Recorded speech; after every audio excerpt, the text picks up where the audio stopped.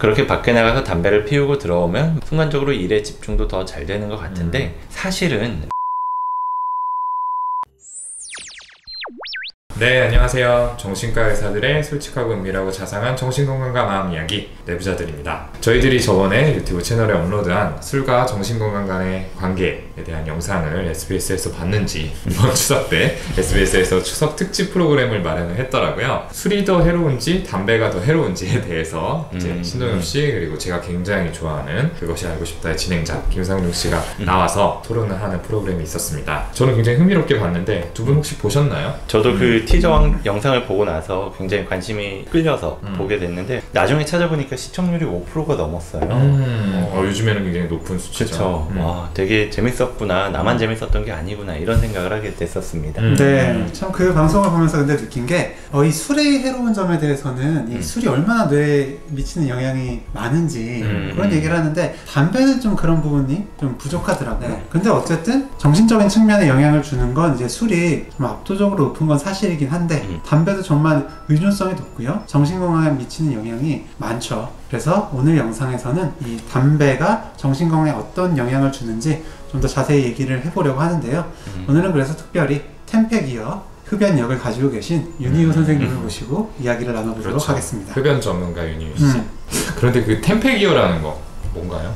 네, 그게 숫자 10, 팩, 이어 이렇게 나눠가지고 담배 한 갑을 1년 동안 매일같이 피웠다라고 하면은 1팩이어가 되는 거예요. 1갑년이죠. 그렇죠. 네. 5년이 되면은 뭐 5팩이어 이렇게 되는 건데 저는 뭐 평균 잡아서 한 값씩 10년 정도를 피웠기 때문에 곱하기를 하면은 뭐 10팩이어 이 정도가 될 것 같고요. 10갑년. 10갑년. 10갑년.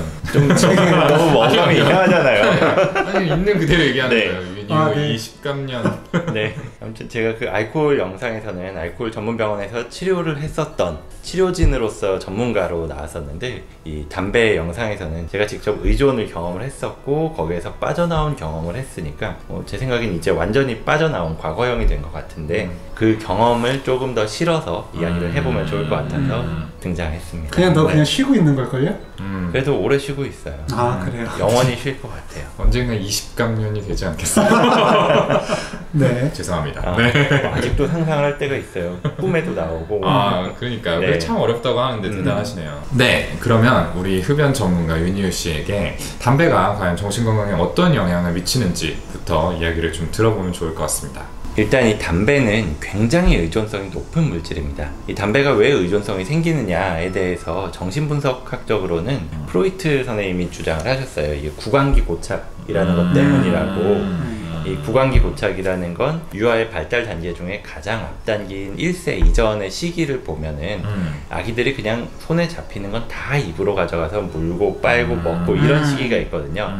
근데 그 시기에 하고 싶은 걸 충분히 하지 못했을 때 거기에 매달리게 된다. 성인이 돼서도 자꾸만 그 행동이 나타나서 입을 통한 즐거움을 찾게 된다. 그렇죠. 뭐 말을 하는 뭐 수다를 하는 거, 손톱이나 손가락 빠는 거, 아니면 담배 피는 것도 입으로 하는 거고, 뭐 술 마시는 거 이런 거에 매달리게 되는 현상이다 라고 주장을 했는데 굉장히 흥미로운 건 이 주장을 한 프로이트 선생님 그 자신이 담배를 굉장히 많이 피웠고 결국엔 구강암으로 돌아가셨어요. 아이고. 네. 굉장히 인상적이었습니다. 네.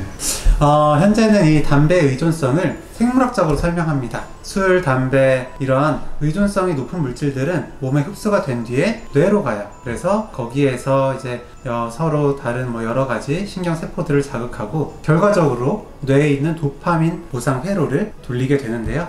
이를 통해서 쾌감 그리고 즐거움을 느낄 수 있게 되는 거죠. 그런데 여기서 이제 저희가 주목해야 될 건 담배가 이 토바코라는 게 정말로 의존성이 높다는 거죠. 네, 어느 정도냐라고 하면은 헤로인, 코카인 다음일 정도예요. 그러니까 마약에 준할 정도로 그렇죠. 사실 일상적으로 접하는 거긴 하지만 위험한 물질이라는 얘기죠. 그렇죠. 그리고 또 한 가지 이 담배와 비교가 되는 술의 경우에는 흡수가 돼서 뇌에 전달되는 데까지 시간이 6분 정도가 걸린다고 하는데 반면에 흡연을 통해서 우리 몸에 들어오는 니코틴은 폐에서 뇌까지 가는데 불과 10초 정도의 시간이면 충분하다라고 합니다.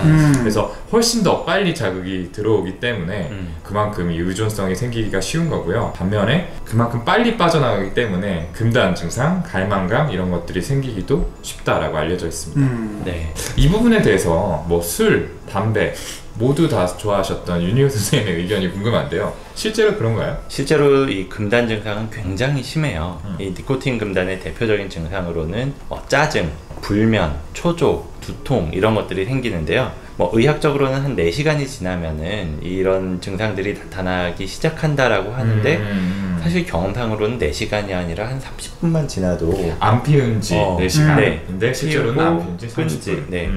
그래가지고 그 레지던트 때도 같이 흡연을 했었던 몇몇 동료들이 있거든요. 한 30분 정도만 지나도 서로 막 쳐다봐요. 막 쿡쿡 찌르고 좀 나가자. 공기가 안 좋다 막 이러면서 나가자고 신호를 주면은 다 같이 몰려나가서 또 담배를 피우고 들어오고 그러다가 또 30분 있으면 또 그러고 이걸 반복했었던 경험이 있거든요. 그렇게 밖에 나가서 담배를 피우고 들어오면 뭔가 초조함도 가시는 것 같고 순간적으로 일에 집중도 더 잘 되는 것 같은데 사실은 의학적으로는 그게 맞지 않고요. 이건 단지 그 순간에 금단 증상이 해소돼서 잠깐 초조함이 줄어드는 것 뿐이지 다시 시간이 지나면 그런 금단 증상이 올라오는 게 굉장히 특징적입니다. 담배를 피우는 것 자체가 집중력을 올리는 게 아니라 담배를 피우시던 분은 이게 빠지면서 집중력이 떨어지는 걸 다시 담배를 피우니까 일시적으로 좀 올라가는 금단 그쵸. 증상이 해소되는 네, 거죠.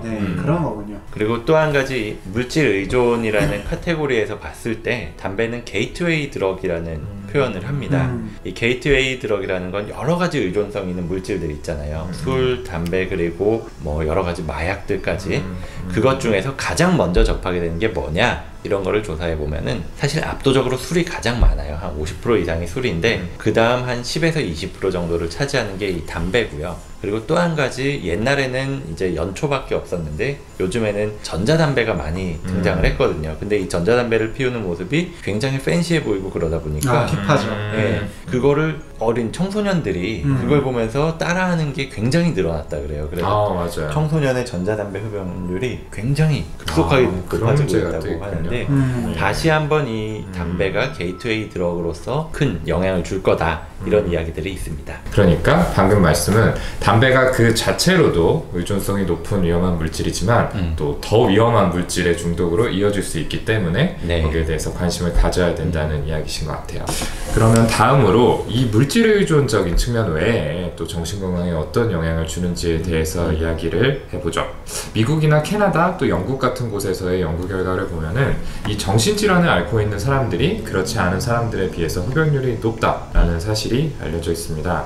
특히나 최근 들어서는 이 담배의 해로움에 대해서 알리고 이거를 좀 적극적으로 홍보하는 이런 과정들이 있으면서 전체 사회에서의 흡연율은 계속해서 낮아지고 있는데 이 정신질환이 있는 환자분들의 경우에는 여전히 흡연율이 높은 상태로 정체되어 있다라는 게 특징인 거죠. 맞습니다. 전반적인 정신질환에서는 일반인에 비해서 흡연율이 두세 배 높기도 하고요. 좀 더 자세히 들여다보면 불안장애에서는 한 30%에서 높으면 60% 정도까지 그리고 우울증에서는 30% 정도의 환자분들이 매일같이 흡연을 하신다.